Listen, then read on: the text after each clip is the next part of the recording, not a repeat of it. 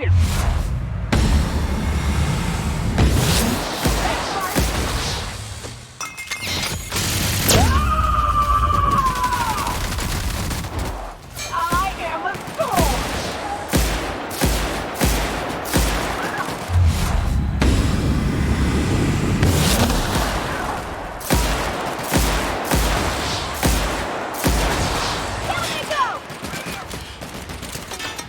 in there, troops! For Monarch! For Halcyon!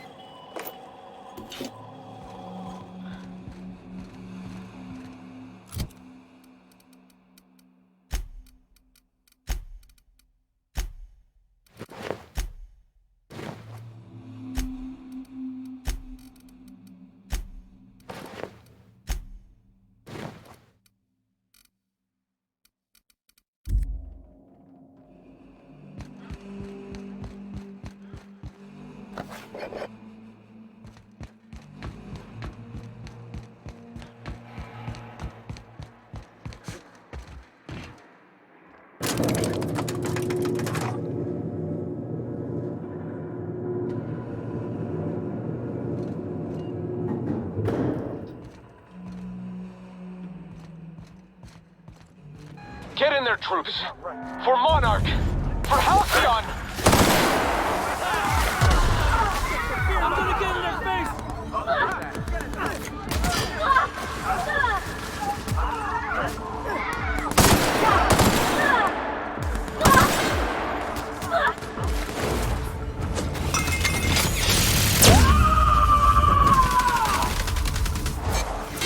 Covering you! I see it now!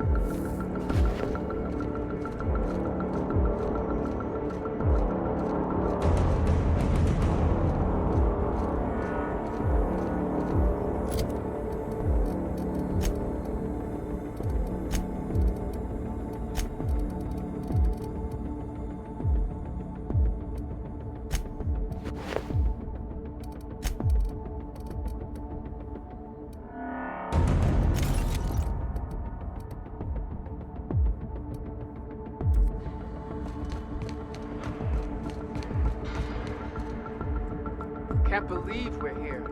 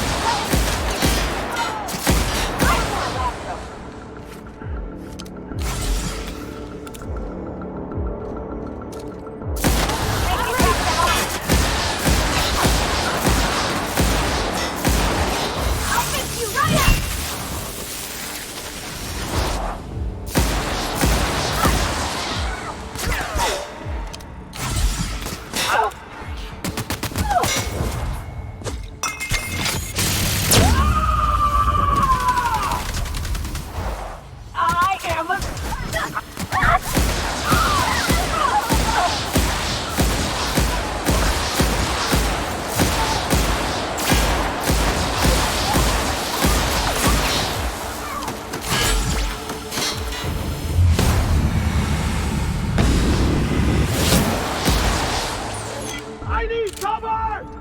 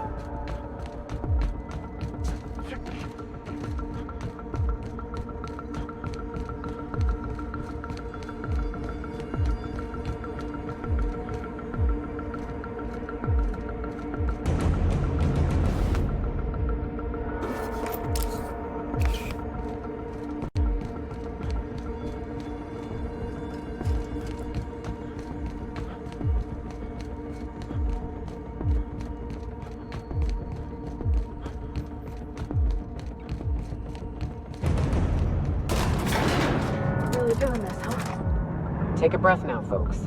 Once we're up there, I suspect we ain't gonna have time to stop shooting.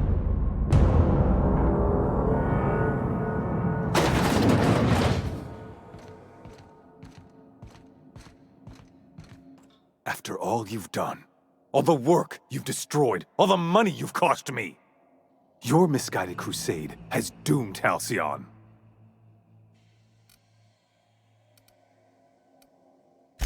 Fantastic. The biggest thorn in our side we've ever had, and you just like to cause trouble. In any other circumstance, I'd admire your boldness. In this one, however, I have only 2 words for you. Fuck off. No call for... You unbelievable bastard! Sophia should be the one wasting her time with you, but you killed her. I'll have you hanged, quartered, bankrupted. Thankfully, you're in a prison already. Find the nearest cell and wait until I'm done here. Then I'll drag you to the executioner myself.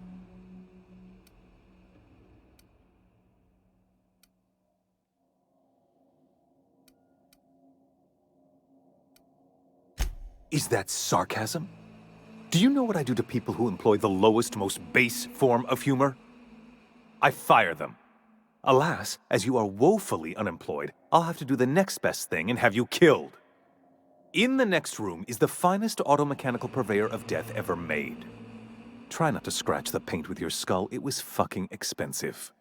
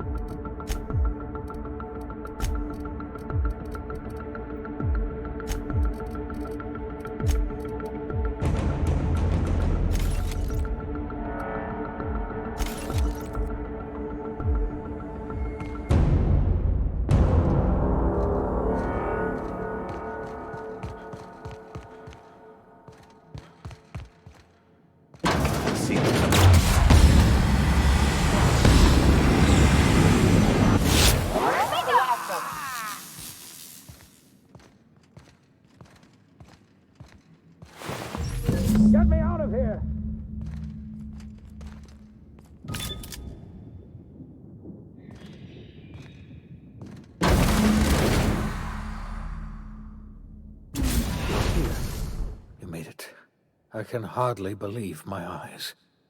You didn't have to do this, you know. Risk your life just to save mine.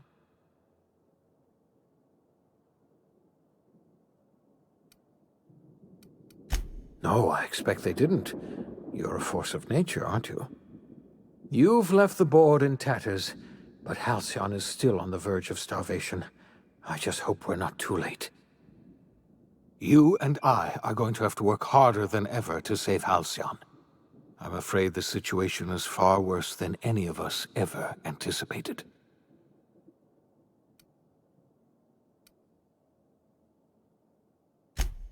I wish I could be as optimistic as you, but we have a serious problem on our hands. Earth has gone dark. We haven't received a single message in 3 years. There's been no communication, no signals, nothing. 2 years ago, the Earth's Directorate's frigate disappeared on their way back to Earth. We don't know what they discovered when they arrived, or if they arrived at all. So we've got to make do on our own. Seems to me that'll make us stronger in the end anyhow. You're quite right. We've got no choice but to make do on our own. You mean we're all alone out here? Really alone? I'm afraid so, Miss Holcomb. Halcyon is the only home we have left. Returning to Earth is no longer an option. Earth isn't going to help us. No one's going to help us now. We're alone out here, and I don't know if we're going to survive. Yes, certainly. I'll help however I can.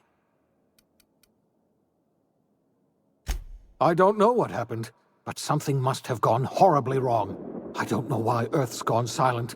I don't even know if Earth exists anymore. We have no connection back to Earth, and return is likely impossible. We're completely alone out here.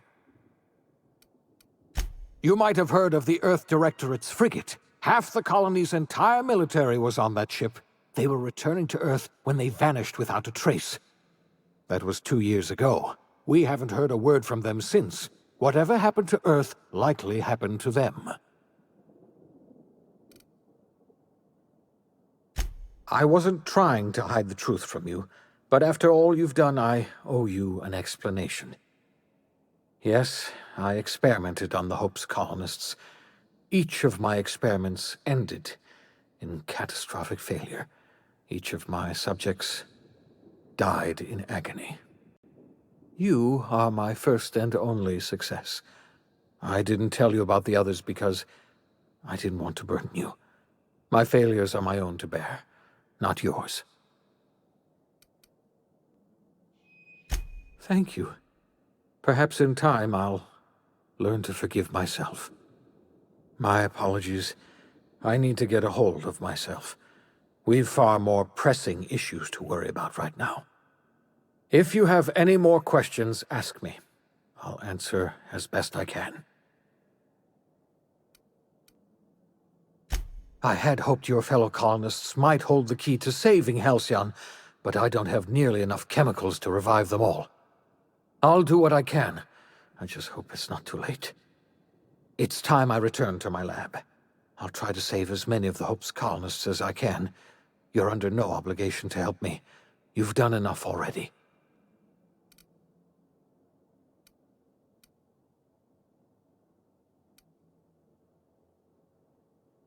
Thank you. I'm going to need all the help I can get. I know I've asked too much of you already. I revived you into a strange and unfamiliar colony. I put your life at risk. I made you an accomplice to my own ends. We were going to save this colony, you know. That's what I told myself when I pulled you from the Hope. You and I were going to set everything right. Now, I don't know what to think. Earth is gone, and we're going to need a miracle to survive another generation. I always suspected Halcyon might collapse one day. I just thought we would have more time.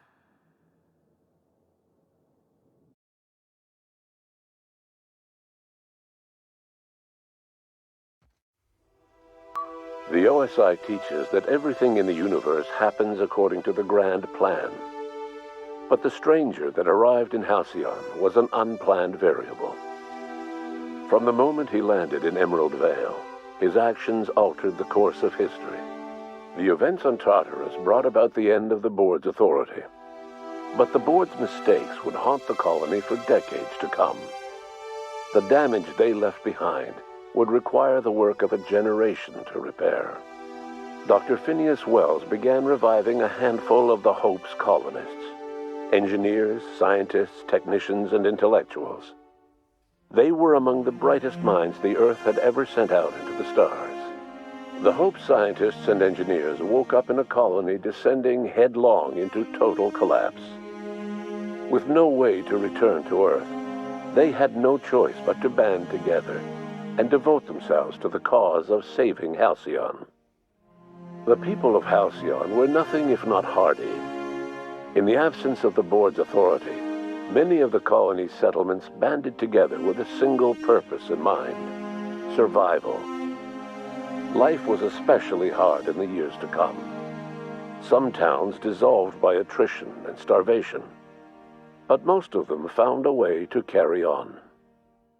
In the years to come, Halcyon was forced to reckon with its newfound freedom. The Board was gone, and for better or worse, the colony was responsible for its own destiny. As the colony struggled to survive, the inspirational story of the iconoclasts spread like wildfire, and Graham was able to bring many of the smaller Terra-2 townships into the fold. However, his zealous obsession with spreading the word blinded him to the needs of a growing organization, and the movement was unsustainable at scale. The iconoclast way seemed to work best, and ultimately petered out on Monarch. Consumed by paranoia, Lilia Hagen took Sublight Salvage in a controversial direction, openly accusing Board officials of an extraterrestrial conspiracy. One day, an accident at the Groundbreaker's docking bay silenced her forever. Time would tell if her replacement could keep the Sublight family together. Adelaide McDevitt replaced Reed Thompson as the leader of Edgewater. She and her followers transformed Edgewater in their image.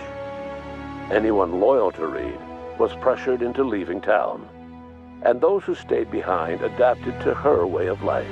Adelaide transformed the old cannery into a new garden. The nearby Edgewater Cemetery provided a convenient source of fertilizer. Under the leadership of Junlei Tennyson, the Groundbreaker held firm against corporate influence. The ship's mechanical stability gave Junlei the time to educate a promising generation of engineers schooled in her family's traditions. The future of the Groundbreaker looks promising. The rediscovery of the Hope and the abandonment of the lifetime employment program forced Byzantium to come to terms with some uncomfortable realities about the state of Halcyon. While Byzantines were reluctant to surrender the luxuries they'd grown accustomed to, the Board's diminished authority gave them little choice in the matter. Nearly everyone had to learn to make do with less. Some even had to get jobs. It was a dark time indeed. Your influence shifted Ellie's perspective. She finally admitted, albeit grudgingly, that she just might need other people. Sometimes. With a steady income from the life insurance payouts, she was finally able to afford a ship of her own.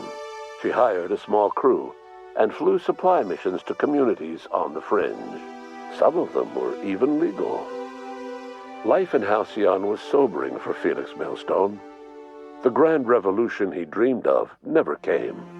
There was no great awakening for the colony, no celebrations in the streets. There was only the hard, desperate work of trying to repair a broken colony.